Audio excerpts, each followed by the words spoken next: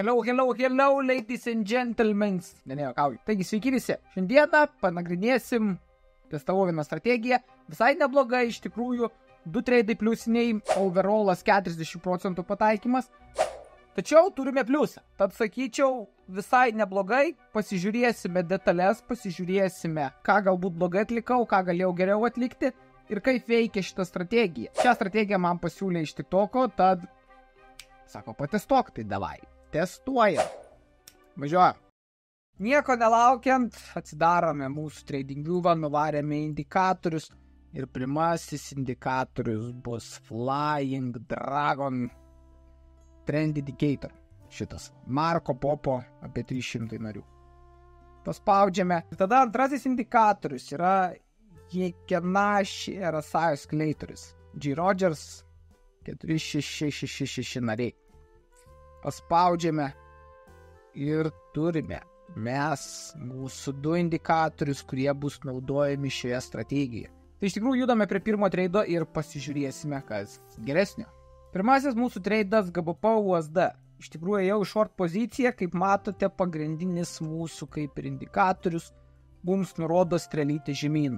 Labai paprasta susigaudyti, jog nuo čia galima įeiti į short poziciją.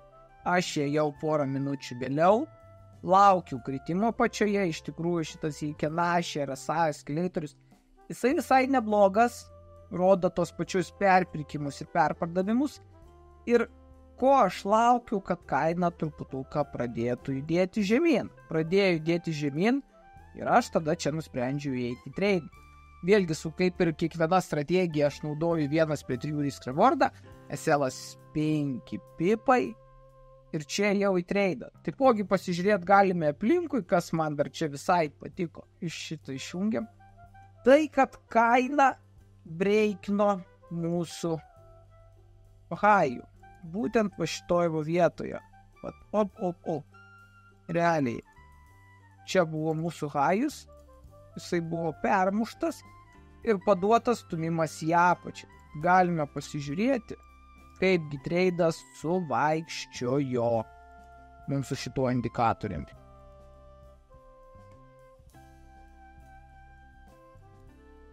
Kas man iš tikrųjų patinka, būtent va šita vieta su šituo Flying Dragon Indicator duoda tau selinimo ženkliuką ir taipogi jeigu trendas eina gerai, aišku čia minutinis grafikas, jeigu trendas eina gerai, kas matome piešiamas toks raudonas klaudas į apačią, kas iš tikrųjų duoda tik tai kaip ir confirmationą, kad į gerą pusę įėjai. Bet kas man patiko su šitą strategiją iš tikrųjų. Ir kaip matote, strategija iš tikrųjų ganėtinai gerai eina. Aišku, va čia lengvas backupas. Mums vėliau duoda pirkimai viršų. Čia aš turiu strategiją, aš pagal ją ir dirbu. Vėl čia shortas, čia longas, kaip matote, taip ir žaidėm. Kol galiausiai hitino tik profitą, sąlyginai hitino, nes šitoj vietoj manęs nepaėmė, nes spredas.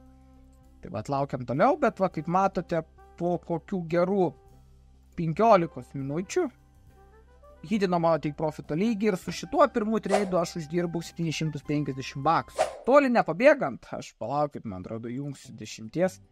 Toli nepabėgant, įėjau aš į antrą treidą. Būtent šitoje vietoje. Vėlgi, kaip matote, čia yra mano viena linija nupiešta, čia yra kita linija nupiešta. Čia yra mano kileveliai nupiešti tiek šitoje vietoje, kas man patiko, jog buvo staigus pušinimas į apačią. Ir tada staigus pušinimas į viršų duotas, kad galima pirkimas, taipogi matomas. Ir perpardavimas tiek šitoje, tiek ir beveik šitoje vietoje ir mušimas į viršų virš nulio. Vat kas man patiko, man davė confirmationus ir aš sulaukęs, kol mano paskutinis skendavas susidarys po mano confirmationo šitos rodiklytės į viršų, aš nusprendžiu įeiti treidą. Taigi pasižiūrime, kaip sekėsi. Ir dabar taip, pagal strategiją iš tikrųjų, aš ką rekomenduoju, aš tą dariau kitose treiduose. Kai pasiekiamas bent jau 1:2 risk rewardą, savo SL'ą perkelti ties break-even. Kad jau jeigu nepasiseks, turėtumėte savus. Ir dabar pažiūrėkit, kas buvo. Iš tikrųjų, kaina trynėsi palei mano take profitą. Nuvikavo tą viršų. Ir ką padarė? Pradėjo kristi žemyn, kas man labai nepatiko. Ir iš tikrųjų hitino mano selą. Tik tai dabar galime toliau pasižiūrėti. Jeigu būčiau su didesniu SL lygiu uždėjęs, kas būtų nutikę? Kaina būtų hitinusi mano take profito lygį. Kas iš tikrųjų, sekant key levelius, dėliojant tvarkingą risk reward ir tvarkingus SL'us, galima tikrai pasimti dolerių. Tačiau su šituo treidu aš nenusistačiau nei break-even, laukiu grinai iki SL'o ir aš jo sulaukiu. Ir su šituo treidu aš netekau $250. Čia šis treidas vėl GBP USD ir kas man čia labai patiko iš tikrųjų vėlgi. Matomas stiprus pušinimas į apačią, grįžimas iki mano key levelio. Kaip matote, šitas geltonas yra mano key levelis lygės iš istorijos. Čia kaip ir mano supporto lygis buvęs, dabar resistance kaip ir. Čia nelaukiu, man patiko, kad vieną kartą čia kaip ir suvikavo, antrą kartą čia suvikavo, kaip nesuvikavo, palėtė ir pradėjo kristi į apačią. Su šituo treidu, ko aš laukiau, tai buvo, kad būtų stipresnis pušinimas į apačią. Vėl, kaip ir matėte, šitoje zonoje kaip ir vyko perpirkimas, kas davė šiaip daugiau įtakos įeiti mums į treidą. Tada turime kitą confirmationą iš mūsų Flying Dragon indikatorių, kad bus shortas. Galbūt reikėjo mano čia įeiti, būtų visai gal ir nieko treidas, tačiau ko aš norėjau, aš laukiu confirmationą, kol man daeis iki apačios, kol aš pamatysiu tą raudoną klaudą. Tokie buvo mano priimti sprendimai ir aš ėjau į šitą treidą ir mes galime pasižiūrėti, kaipgi man sekėsi.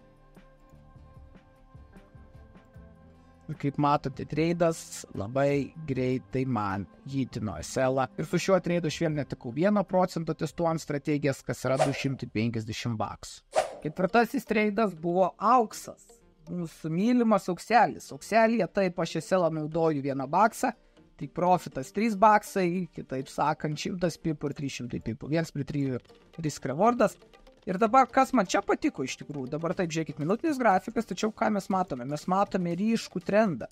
Kad ir minutinėme grafike matome ryškų trendą į apačią. Turime tą patį kilimą į viršų, vėl leidimąsi, turime bosus mūsų, šitoj vietoj vėlgi nepramušė, pradėjo leistis, indikatorius lyg įrodė galimą kilimą šitoje vietoje ir šitoje vietoje, tačiau gavęs dar vieną patvirtinimo signalą, jog galimas įėjimas į šorto poziciją, šitoje vietoje mes irgi esame žemiau nulio ribos, šitoje vietoje matote mūsų perpirkimą, tad pagalvojau, kad gera galimybė man toliau įeiti į šort poziciją, ko aš tikėjausi iš karto, kad šita kaina bus permušta, šitoje vietoje šitie atvalovai, šitie visi nuvikavimai bus permušta ir kiek čia jau bus likę baksas paimti tik profitą, tad tikrai solid treidas mano akimis ir galime pasižiūrėti, kas gyvyko. Treidas pradėjo leistis, šitoje vietoje stipresnis pušinimas į apačią ir ką aš jau padariau, pasimokėsi savo klaidos, jog SL-ą nusistačiau ties entry point, kad jeigu kas, sėdžiu ant nulio. Pasižiūrim, kas toliau vyko. Kaip matote, treidas op ir ką padarė, pasiekė mano break-even. Ir su šituo treidu 0. Tad kaip ir saugojau, tačiau galėjo būti profitas. Ir paskutinis treidas vėl mes čia atėjom. Vėlgi, kas man patiko? Patiko šitas mūsų feikinimas. Čia suvikuota, čia ką padarė, skilo ir pradėjo leistis. Kodėlgi ne? Ir aš dabar žiūriu, man nebereikia naujų lovų permušinė. Tad pažiūrėjau, $3, vakaras, iš tikrųjų penktadienis, bet galimas variantas, jog pasieksime mes tik profitą. Penktadienis, ketvirtadienis, atsiprašau. Kad pasieksime mes tik profitą. Vėlgi tas pats yra ir aš su $1 SL statausi ir važiuojam, žiūrim, kągi mes čia turime. kaip after tradas, kaip ir juda į apačią, kas man patiko ir labai iš tikrųjų tiksliai. Labai be nervų buvo pasiektas tik profito lygis ir su šituo tradu 3% pliuso, kas yra 750 baksų. Tad pasakysiu taip, iš tikrųjų strategija, man žinot, kas nepatiko. Man nepatiko tai, jog čia žvėriškai daug visko pripiešta. Nu, gal mano ekranas per mažas, tai čia. Bet, nu, man patinka, sakau, ekranai clean, aš susirandu kilevelius, aš taip trade. Tačiau tokie pagalbiniai indikatoriai, jie visai neblogi. Iš tikrųjų, giliau pasinagrinėjant ir tą patį Flying Dragon indicator, ir tą patį Hikinashi RSI oscillator, sužinant jų parametrus, pasiskaitant, ką jie atlieka, galima galbūt tikslesnių įėjimo taškų įeiti. Bet iš to, ką aš turėjau, man pasakė šitas ir šitas indikatorius, kaip galvoj.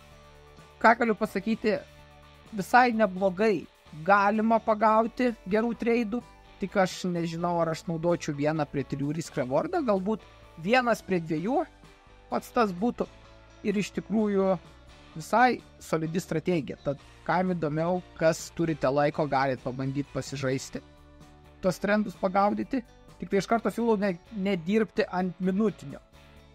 15, man atrodo, 15 būtų pats tas, 5 dar. Dar taip sueitų visai. Tad pasidėliokit. Kągi, visai neblogai, turime 2 winus, 2 lūzus ir 1 break-even. Nu tai 40% pataikymas ir su visu šitų mes turime štuką baksų plius. Man visai patinka tokie dalykai, patestuojant strategijas, uždirbti truputuką. Tad vėlgi, ačiū, kad žiūrėjote. Tikiuosi išgirdot kažką naudingo. Greitas, lengvas patarimas prieš einant į treidus, visą laiką pasigalvokit, kurioje vietoje gali jūs išmaudyti. Ačiū visiems, gražaus likusio vakaro ir judame visi link bendro tikslo. Uždirbti $. Bye.